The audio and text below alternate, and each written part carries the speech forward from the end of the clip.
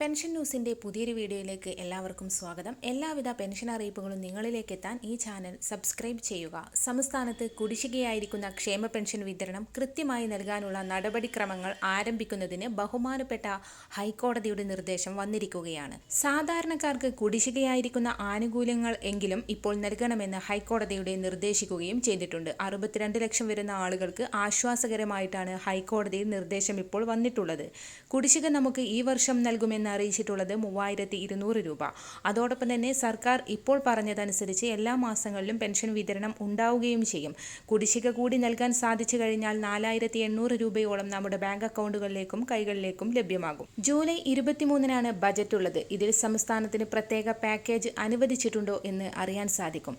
പ്രത്യേക പാക്കേജ് അനുവദിച്ചു കഴിഞ്ഞാൽ നിലവിൽ നമുക്ക് ലഭ്യമാകേണ്ട ആനുകൂല്യങ്ങളെല്ലാം വളരെ വേഗത്തിൽ അക്കൗണ്ടുകളിലേക്കും കൈകളിലേക്കും എത്തിച്ചേരും.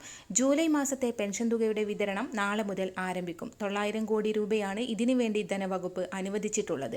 ബാങ്ക് അക്കൗണ്ട് നമ്പർ നൽകിയിട്ടുള്ളവർക്കായിരിക്കും ആദ്യം തുക എത്തിച്ചേരുക. അതിനുശേഷമായിരിക്കും കൈകളിലേക്കുള്ള വിതരണം. തുക എത്തിച്ചേർന്നാൽ ആ വിവരം കമന്റിലൂടെ അറിയിക്കുക. വരും ദിവസങ്ങളിലെ വാർത്തകൾ തുടർന്നും നിങ്ങളിലേക്ക് എത്താൻ ഈ ചാനൽ സബ്സ്ക്രൈബ് ചെയ്യുക.